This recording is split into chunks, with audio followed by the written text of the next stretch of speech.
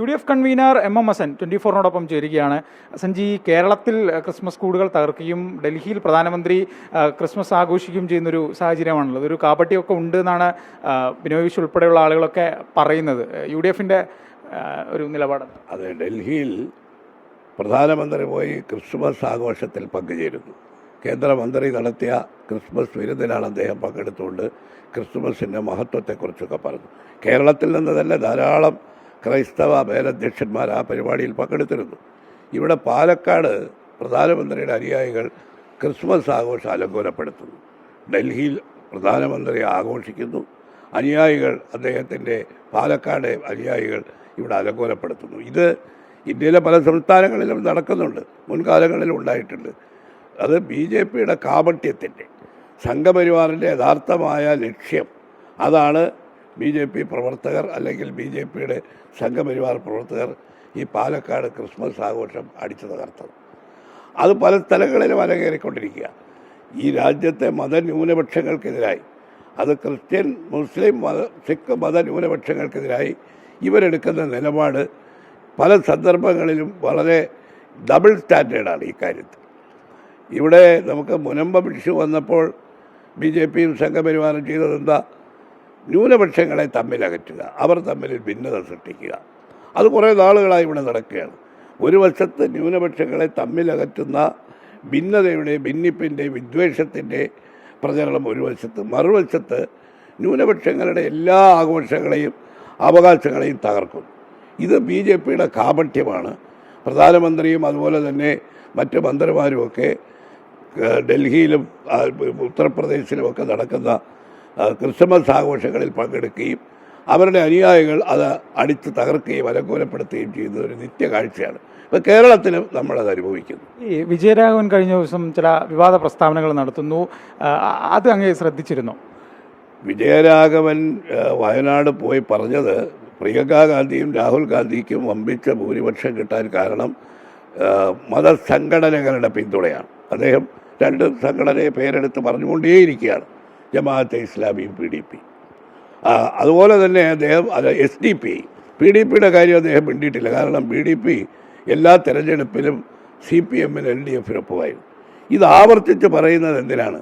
കാരണം കഴിഞ്ഞ ലോക്സഭാ തെരഞ്ഞെടുപ്പിലും എല്ലാ വളരെ ശക്തമായി ന്യൂനപക്ഷ വർഗീയ പ്രീണനത്തിൻ്റെ കാറിലിറക്കിയാണ് എന്നോട് പറയുന്നത്.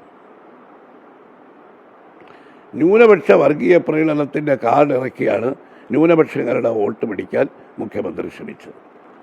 അത് ലോക്സഭാ തെരഞ്ഞെടുപ്പ് കഴിഞ്ഞു. അതിനുശേഷം ഉണ്ടായ തെരഞ്ഞെടുപ്പുകളിൽ അവരുടെ നിലപാട് മാറുകയാണ്. ഇപ്പം ന്യൂനപക്ഷ കാർഡ് മാറ്റി ഇപ്പോൾ ഭൂരിപക്ഷ കാർഡ് ഇറക്കുകയാണ്. BJPയുടെ അതേ ലൈനല്ലേ CPM? അതാ പറഞ്ഞു വരുന്നത്. അത് വിജയരാഘവൻ്റെ പ്രസ്താവന ഒറ്റപ്പെട്ടതല്ല എന്നുള്ളതിന് തെളിവാണ്. അതിനെ അനുകൂലിച്ചുകൊണ്ട് MP ഗോവിന്ദൻ മാഷ് പറയുന്നു, TP രാമകൃഷ്ണൻ പറയുന്നു, നമ്മുടെ ശ്രീമതി ടീച്ചർ. ഇന്നലെ മുഖ്യമന്ത്രി അതിനെല്ലാം പൂർണ്ണമായി എൻഡോഴ്സ് ചെയ്തുകൊണ്ട് അദ്ദേഹം തിരുവനന്തപുരത്ത് പ്രസംഗിച്ചത് ഈ SDP-യുടെയും ജമാഅത്തെ ഇസ്ലാമിയും വോട്ട് കൊണ്ടാണ് ഇവർ ജയിക്കുന്നത്. കണ്ണടച്ച് ഇരുട്ടാക്കുകയല്ലേ മുഖ്യമന്ത്രി? അവർക്ക് എത്രമാത്രം വോട്ട് ഈ സംസ്ഥാനത്തുണ്ടെന്നുള്ളത് ജമാഅത്തെ ഇസ്ലാമിയെ കൂടെ കൊണ്ട് നടന്നവരല്ലേ 10 കൊല്ലക്കാലം CPM, അവർക്കറിയാമല്ലോ. ഈ വിജയം യഥാർത്ഥത്തിൽ വർഗീയ കക്ഷികളുടെ പിന്തുണ കൊണ്ടുള്ള വിജയമാണെന്ന് വരുത്തി തീർക്കാൻ ശ്രമിക്കുന്നത് ഭൂരിപക്ഷ വർഗീയതയെ പ്രോത്സാഹിപ്പിക്കാൻ, അവരെ പ്രീണിപ്പിക്കാൻ വേണ്ടിയാണ്. മുഖ്യമന്ത്രി ഇന്നലെ തിരുവനന്തപുരത്ത് പ്രസംഗിക്കുക, BJP എന്തിനാണ് നിങ്ങൾ തലയിലേറ്റ് നടക്കുന്നത് കോൺഗ്രസിനോട്? 4-5 വോട്ടിന് വേണ്ടി ഈ വർഗീയ കക്ഷികളെ തലയിലേറ്റുന്നത് എന്തിനാ? 4-5 വോട്ടിന് വേണ്ടി വർഗീയ കക്ഷികളെ പൂർണ്ണമായും അവരുമായി ലയിച്ചു ചേർന്ന് പ്രവർത്തിച്ചത് CPM-ഉം മുഖ്യമന്ത്രിയുമല്ലേ? ഞങ്ങൾ തലയിലേറ്റുന്നു എന്ന് പറയുമ്പോൾ ഒരു സ്വർണ്ണ താലത്തിൽ വെച്ചല്ലേ BJPക്ക് പൂരം കലക്കി ഒരു സീറ്റ് അവർ സമ്മാനിച്ചത്. അതിനുശേഷം എടുക്കുന്ന ഓരോ നിലപാടുകളെന്താ? ഇപ്പോൾ വാസ്തവത്തിൽ കേരളത്തിൽ BJPയുടെ ആവശ്യമില്ല. BJPയും സംഘപരിവാറിൻ്റെയും പ്രചരണം ശക്തമായി നടത്തിക്കൊണ്ടിരിക്കുന്നത് മാർക്സിസ്റ്റ് പാർട്ടിയാണ്. ഇപ്പോൾ ഈ വരാൻ പോകുന്ന നിയമസഭാ തെരഞ്ഞെടുപ്പിനെ മുന്നിൽ വെച്ചുകൊണ്ട് ന്യൂനപക്ഷ കാർഡ്, റെഡ് കാർഡ് മാറ്റി ഇപ്പോൾ മറ്റെന്താണ് സാഫോൺ കാർഡ് ഇറക്കുകയാണ്. കാവി കാർഡ് ഇറക്കി തുടങ്ങി. അടുത്ത നിയമസഭാ തെരഞ്ഞെടുപ്പിൽ നിങ്ങൾ നോക്കിക്കോളൂ, ഇവിടെ BJP CPM-ൻ്റെ സഖ്യകക്ഷിയായിരിക്കും. ഞങ്ങൾക്ക് യാതൊരു സംശയവുമില്ല. കാഫർ സ്ക്രീൻഷോട്ട്, അതുപോലെ പാലക്കാട് തിരഞ്ഞെടുപ്പ് ദിവസം സുപ്രഭാതത്തിലെ പരസ്യം, ഇങ്ങനെയുള്ള ഓരോ സംഭവങ്ങളും ഇപ്പോൾ സംഘപരിവാറിൻ്റെ ശബ്ദം കുറച്ച് നാളായി കേൾക്കുന്നില്ല. ഇപ്പോൾ കേൾക്കുന്ന ശബ്ദം വിജയരാഘവൻ്റെയും മാർക്സിസ്റ്റ് നേതാക്കളുടെയും മുഖ്യമന്ത്രിയുടെയുമാണ്. സംഘപരിവാറിൻ്റെ RSSൻ്റെ നേതാക്കളെക്കാൾ അതിശക്തമായിട്ടാണ് ഈ ന്യൂനപക്ഷങ്ങളെയും മതസംഘടനകളെയും ഇവരൊക്കെ എതിർക്കുന്നത്. അവർക്ക് രാഷ്ട്രീയമായി ഓരോ കാലഘട്ടത്തിലും ഓരോ നിലപാടാണ്. വരാൻ പോകുന്ന തെരഞ്ഞെടുപ്പുകളിൽ ബി ജെ പിയുടെ റോള് പൂർണ്ണമായും മാർക്സിസ്റ്റ് പാർട്ടി ഏറ്റെടുത്തുകൊണ്ട് കേരളത്തിൽ വാസ്തവത്തിൽ LDFൻ്റെ ഘടകകക്ഷിയായി മാറാൻ പോവുകയാണ് BJP. ആ ഘടകകക്ഷിയായി മാറുമ്പോൾ ആരെല്ലാം അവരിൽ നിന്ന് പുറത്തു ചാടുമെന്നുള്ളത് കണ്ടറിയേണ്ടിയിരിക്കുന്നു. പക്ഷേ ഇനി BJP അവരുടെ പ്രചരണം തെരഞ്ഞെടുപ്പിൽ നടത്തേണ്ടതില്ല. അതെല്ലാം മുഖ്യമന്ത്രിയും വിജയരാഘവനും TP രാമകൃഷ്ണനും MP ഗോവിന്ദൻ മാഷും ഏറ്റെടുത്തു കഴിഞ്ഞു. ഈ വനം നിയമവിധി വന്നിട്ടുണ്ട്. അതുമായി ബന്ധപ്പെട്ട് വലിയ പ്രതിഷേധങ്ങൾ ഉയരുന്നുണ്ട്. ഈ കേരള കോൺഗ്രസ് M തന്നെ അതിനെതിരെ കഴിഞ്ഞ ദിവസം മുഖ്യമന്ത്രിയെ കാണുന്നു. UDF ആ വിഷയവുമായി ബന്ധപ്പെട്ട പ്രതിഷേധങ്ങൾ ആദ്യമായിട്ട് നിങ്ങൾക്കറിയാമല്ലോ, UDFൻ്റെ കഴിഞ്ഞ നേതൃയോഗത്തിൽ വെച്ച് കക്ഷി നേതാക്കളുടെ യോഗത്തിൽ ശക്തിയായി ഞങ്ങൾ ഈ വന നിയമത്തെ എതിർക്കുമെന്ന് പറഞ്ഞു. ഈ വന നിയമത്തിനകത്തുള്ള വ്യവസ്ഥകൾ പലതും പുതുതായി കൊണ്ടുവന്നിട്ടുള്ള ഭേദഗതി മുഴുവൻ വനത്തിൽ ജീവിക്കുന്ന മലയോര കർഷകരെ തകർക്കാനുള്ളതാണ്. യഥാർത്ഥത്തിൽ ഇത് വനത്തിൽ ഒരു അടിയന്തരാവസ്ഥ പ്രഖ്യാപിക്കുന്ന പ്രതീതിയാണ് ഈ വനം ഭേദഗതി നിയമത്തിലുണ്ടായത്. ഇന്ന് ആ വനം വകുപ്പ് മന്ത്രി പറഞ്ഞിരിക്കുന്നത് കേട്ട് ഞാൻ അത്ഭുതപ്പെട്ടു. അദ്ദേഹം പറഞ്ഞത് കേരള കോൺഗ്രസ് മാണി ഗ്രൂപ്പിനോടാണ് ഇതിലെ വ്യവസ്ഥകൾ വായിക്കാതെയാണ് എതിർക്കുന്നത്. എന്താണ്?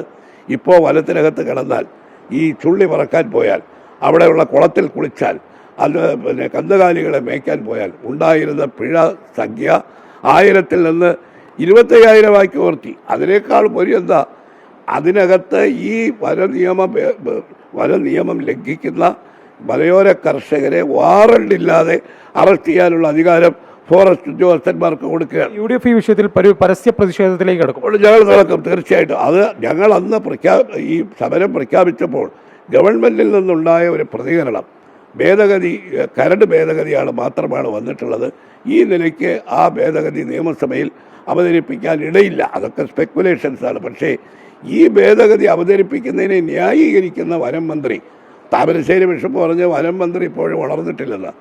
നമ്മുടെ കാട്ടിലൊക്കെ ആ കാട്ടാനകൾ ഇറങ്ങിയപ്പോൾ വനം വകുപ്പ് മന്ത്രി പറഞ്ഞു അവരെല്ലാം മയക്കുവെടി വയ്ക്കാൻ പറഞ്ഞു. അന്ന് മയക്കുവെടി വെച്ചപ്പോൾ മയങ്ങിപ്പോയത് വനം വകുപ്പ് മന്ത്രിയാണ്. ആ മയക്കത്തിൽ നിന്ന് വനം വകുപ്പ് മന്ത്രി ഇപ്പോഴും വളർന്നിട്ടില്ല എന്നുള്ളതാണ് അദ്ദേഹത്തിൻ്റെ ഈ പ്രസ്താവനയിൽ നിന്ന് മനസ്സിലാക്കുന്നത്.